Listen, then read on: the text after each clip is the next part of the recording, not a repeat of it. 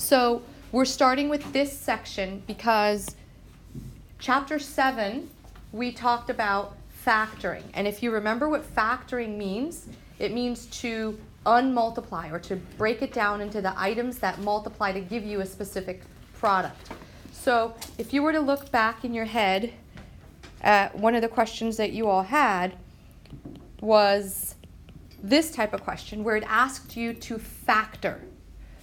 So remember that when you're asked to factor, you're asked to figure out what was the original multiplication problem that gave you that quadratic trinomial.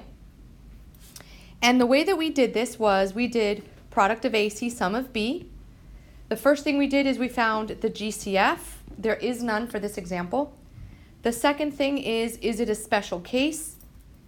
In this case, no, it's not, because you can't take the square root of 2 or of 5. And then the third step was to go straight into ACB, to unfoil. A is 2 and A is 2 and C is 5. So A times C is positive 10 and B is positive 11. So we realize that the two numbers that multiply to give me 10 that add to 11 are positive 10 and positive 1. We remember that the 10 and the 1 are the two numbers that actually expand out the middle term, because what we're doing is working backwards. So you expand this and you get plus 10x plus 1x, and you rewrote everything else. And then from there, you remember that when you have four terms, you do what we call group factor. You group the front two, group the back two. And we factored out GCF of 2x. And when I do that to both of these, I'm left with x plus 5. And then I look at the second parentheses, and I remember that if there is no GCF, you could still factor out 1. So I factor out 1, and I'm left with x plus 5. And then from here, we realize that we have a common factor of the parentheses x plus 5. And so we take that x plus 5 out, and what's left is the other binomial of 2x plus 1. This was Unit 7. Unit 7 talked about factoring. What are the two things that multiply to give you the original quadratic trinomial? What we're going to be talking about in this section is taking the factoring part and trying to figure out how to solve an equation with a quadratic trinomial. And it's actually pretty straightforward. What we talk about is what they call the zero product rule. Now, the zero product rule is a mathematical rule that says that any item when multiplied by 0 is going to give you 0. So when you are asked to solve and an equation is already set up equal to 0, we are asking you to realize that what this is saying is the following. Looking at this example, here's my equation. It says these two items multiply to give me 0. Well, taking the zero product rule in my head, I know that if I have two items, let's call it A and B, and they are going to multiply to give you 0, I know that what? I know that either he must be 0, so that when he multiplies to B, I get 0, or B must be 0, so that when I multiply them, I get 0, or both of them could be 0, correct? So taking that approach, what you're going to do is you are going to look at each of the factored parentheses, treat them as numbers. So you have your two parentheses. We have x minus 7. I know he could possibly be equal to 0. And I also know that x plus 2 could possibly be equal to 0. Now it's a one-step equation. Add 7 to both sides. X could be 7, because if x was 7, 7 minus 7 would give you 0, which then multiplied to the other parentheses. If it was 7, 7 plus 2 would be 9. That would give me 0. But 7 is not the only answer. I also have to take into account the x plus 2. If x plus 2 was equal to 0, and I solved for x, I would get that x could be negative 2. Because if x was negative 2, then I would actually get negative 2 plus 2. This whole thing would be 0, multiplied to the negative 2 minus 7, which would give you negative 9. And the negative 9 times the 0 would equal 0. So when you're solving quadratics, you are going to get potentially 2 answers. Power of 2, 2 answers. You have the 2 parentheses, and you set each equal to 0, and you solve. Let's look at here. I have 2 factors. I have x minus 2, and I have x.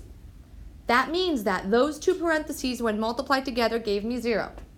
So to figure out what x could possibly be, I am going to set each of those equal to 0, and then I'm going to solve. Add 2. Your first answer could be 2. Or x is already equal to 0. These are your 2 answers. X equals 2 or x equals 0. So in this case, x could be equal to 0 so that the whole answer equals 0, but he's not the only possible answer. 2 is another possible answer because if x was 2, you would get 2 minus 2, which would be 0, and that 0 times the 2 would give you 0. So you're going to get 2 answers, almost always. Okay, let's look at the next one. Let's look at this one, for example. Solve by factoring. Well, at this point, hopefully, every time you see a quadratic trinomial, you think of how to factor, unfoiling. The word factoring, as it says here, is telling me to break it up into the 2 things or the multiple items that multiply to give me that quadratic trinomial. So your steps are to factor, remembering that factoring has its own steps within it. Factoring steps are, is there a GCF? Is it a special case? And then product of AC sum of B, right? And then step 2, once you factor, you're going to set each parentheses equal to 0 and solve. So when I look at this one, in order to factor this, I look at the fact that their A is understood to be just 1, so I don't have to worry about doing too much work. The 2 numbers, I want to know what numbers multiply to 8. So product is equal to 8. And add to negative 6. Negative 2 and negative 4 together multiply to positive 8 and add to negative 6. And again, because A is 1, I simply just write x minus 2 and x minus 4. Those are the factors. They're not asking me just to factor. They want to know what is x equal to so that together they multiply to 0.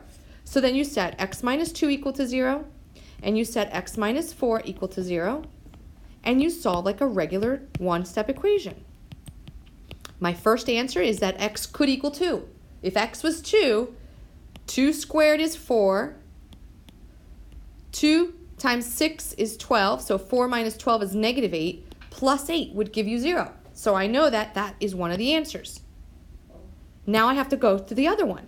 Add 4 to both sides, x is equal to 4. That means that if x was equal to 4, 4 squared is 16, minus 6 times 4 is 24, so far that's negative 8, plus 8 is equal to 0. So these are the 2 answers that satisfy that equation. And I solved by factoring and setting the parentheses equal to 0. The way to check your work is to do what I just did. Put each one individually back in, 2 and 2, see if it equals 0. If it does, great, go to the next one. 4 and 4, do the math. If it equals 0, you know it is also an answer. So there's 2 answers. X is equal to 2 and x is equal to 4. What happens if it's not equal to 0? Well, you're going to rewrite it so that it's equal to 0. So kind of like when you factored, the very first step was is there a GC, or is it in standard form? Remember that? Mm-hmm. Your number one step will always be to set it equal to 0. In order to do that, I have to remember all of the steps of solving equations. If I want to get that equal to 0, it means that that 21 has to be subtracted. Whatever you do to one side, you do to the other. That's going to give you 0 on the right. And then you're going to get a quadratic trinomial because you can't combine negative 21 because they're not like terms. Now from here, you can move on to step 2, which is to factor. And remember all your steps of factoring. And then step 3 is set each equal to 0, each parentheses equal to 0. In this case, again, it's a quadratic trinomial. A is 1. There's only one combination of values that are going to give me x squared in the first term, x and x. This is a simple factoring one. All you need to do is look at negative 21. What multiplies to negative 21 and adds to positive 4? Well, 3 and 7. You want it to add to be positive, so the bigger one has to be positive. Together, those multiply to negative 21 and add to positive 4. I have it factored. Step 3, set each parentheses equal to 0. If x minus 3 equals 0, then x must be 3. If x plus 7 is equal to 0, then x must be negative 7. Check your work quickly. Start with the 3. 3 squared is 9, so this is 9. 9 plus 4 times 3 is 12, so 9 plus 12 equals 21, so you know that one works. Then you do the same thing with the negative 7. Put negative 7 in here. Negative 7 squared is positive 49, plus 4 times negative 7 is negative 28, and 49 plus negative 28 is 21. So you know that those are your answers. The only ones that I foresee you would have difficulty with would be if A is not equal to 1 and you have to do ACB and expand the middle term. But at this point, I think we're pretty good with that. Okay, let's look at this one. This is an example of where you don't necessarily have two different answers. You have one. Step 1, is it set equal to 0? Yes, it is. Step 2, factor. All right. In order to factor, remember my steps. Is it in standard form? Yes, it is. Is there a GCF? No, there's not. Is it a special case? Yes, it is, because the square root of x squared is x. The square root of 36 is 6. And 6 and 6 gives you 12. It wants a negative, so that means that it's x minus 6 squared, which, if you remember what this means, is x minus 6 times x minus 6, right? The factored form is x minus 6 times x minus 6. You set each of those equal to 0, and you're going to notice that you're going to get the same answer for both. You're going to add 6 here and get x equals 6, and here gives you the same thing. So really, in this example, there is only one answer, x equals 6, because the two parentheses were the same, and that gave you each the same number, so you only write 6. You don't write 6 and 6. You could check your work quickly. 6 squared is 36. 12 times 6 is 72. 36 minus 72 is negative 36, plus 36 is 0.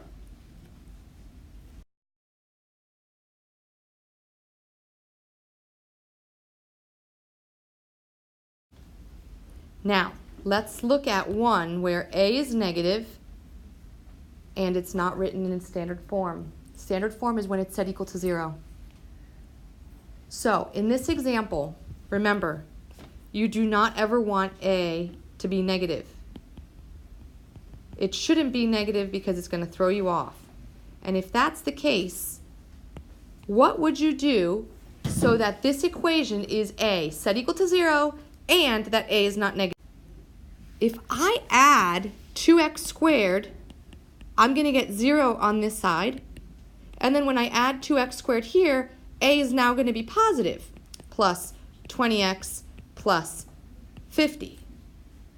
Now, once it's set equal to, this is the same thing as if I just wrote 2x squared plus 20x plus 50 equals 0. Once it's set equal to 0, the whole equation, then you factor, remembering your steps to factoring, where step 1 was, is it in standard form? And that's why I rearranged it and added that 2x squared that was at the end, at the front. Step 2, is there a GCF? Is there a GCF in, Yes. What is the GCF? 2. Excellent. I'm going to factor out 2. I am left with x squared plus 10x. And then this one divided by 50, but divided by 2 is 25. And that is equal to 0. So I factored out the 2 from that. Step 3 after GCFing is is it a special case? Right? Is it a special case? Question mark. In order to check to see if it's a special case, you take the square root of both front and back. Wow, look at that. The square root of x squared is x, and the square root of 25 is 5, and 5 plus 5 is 10. So this is really x plus 5 times x plus 5. With the 2 still out here, equal to 0. Now, from this factored form, once you factor, step 3 is to set each part equal to 0. Is it possible for me to say that 2 is equal to 0? No, because 2 is not equal to 0. 2 is equal to 2. So the guy that's on the outside is irrelevant for solving the equation. I still need it because it helped me to factor properly, but I don't set the 2 equal to 0. I set everything that has x's. So I'm going to set x plus 5 equal to 0. And I'm going to set this x plus 5 equal to 0. So because it's the same thing, I'm not going to do it twice. Then I solve like normal, and I get that x is equal to negative 5. You could check your work with the original one. Negative 5 squared is positive 25, times negative 2 gives you negative 50, so this would be negative 50. And then 20 times negative 5 is negative 100, plus 50 is negative 50, so you know that it's correct. And your only answer is x equals negative 5. Now there will be times when what you do is you factor and you get to the 2 different parentheses and you get 2 different answers.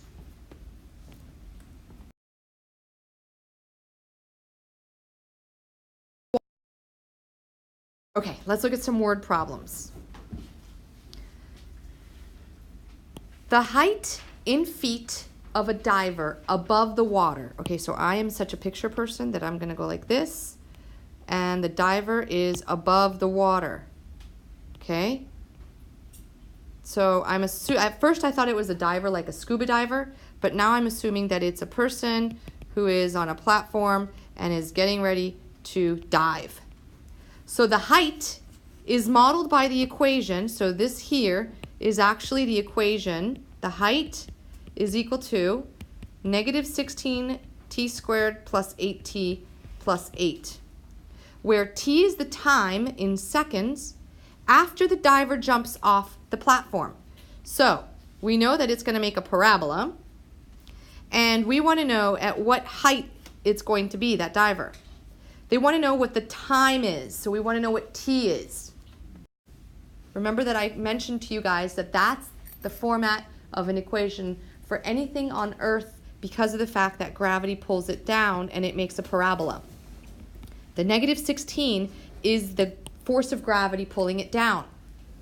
The t is how many seconds it's been up in the air. So they want to know how much time it takes them to reach the water. So basically, when you're in the water, how far off the ground are you? Or off the water are you? If you're in the water? Yep. How far? Negative or 0. You're 0. If you're already jumped and they want to know how many seconds it takes so that the height is now 0, what you're doing is you're creating the equation where you're setting this equation equal to 0. The height is 0. They want to know, what is t equal to when you are 0 off the ground? Well, that's basically the same thing that we've been doing. You've got your equation, and with that equation, I am going to solve for t. To solve for t, it is set equal to 0. I want to have it so that a is not negative, so I'm going to bring everybody over. Okay? Or you can multiply the entire equation by -1. If I multiplied the entire equation by -1, 0 times -1 is still 0. -16 times -1 is 16t squared. 8 times -1 is now -8t, and 8 times -1 is -8. Now I know that I'm supposed to take that quadratic trinomial and factor it. And again, the steps to factoring. Is it in standard form? Yes, it is. Is there a GCF? Yes. Yes, there is. 8. That's going to make your life so much easier. If I GCF 8 out of all of this, I'm going to get 8 taken out, and I'm going to get 2t squared minus t minus 1. That is equal to 0. Step 3.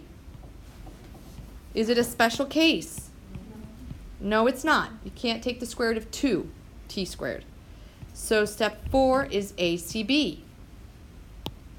Back to what we did in Unit 7. What multiplies to -2 that adds to -1. Remember, this is A, B, and C. What two numbers multiply to -2 that when you add them, they add to -1? -2 and +1. These are the expansion of the middle term. Rewrite everything else. 2t squared minus 2t plus 1t minus 1. Remembering that these are where we got those from. From here, group factor, because there's 4 terms. Rewrite everything else. Take out the 2t. You're left with t minus 1. Take out 1. You're left with t minus 1. With all of this, you look at it, and you could see that the actual parentheses that they have in common is t minus 1. What's left in the other binomial is 2t plus 1. Yep, I can have that 8 there, and I know that that's set equal to 0. And at this point, I remember that each parentheses I have to set equal to the 0. So I take the parentheses, 2t plus 1, and set it equal to 0. I then take t minus 1, and I set it equal to 0. When I go to graph this, I am going to, not graph, factor. When I go to factor this, I am going to go and make sure that I set it equal to 0, and I solve. So when I go to solve the first one, what's the first step I have to do? Minus 1 on both sides. Now, this is going to be a little different than the other ones because now I'm going to have 2t is equal to -1. What do I do to solve for t? Divide by 2 on both sides. I'm going to get that t is equal to -1/2. Now the other one, I add 1 to both sides, and I get that t is equal to 1. But guys, you have to remember for real-world problems such as this that you have to be logical. What does t represent? Time. The time that you took from jumping up till you reached the water level. Can you have negative time? No. You can't have -1/2 of a second. And so for the sake of the real world problem, this is thrown out. I can't use that. So the only possible answer is 1. It would take you 1 second if you were jumping from a platform to reach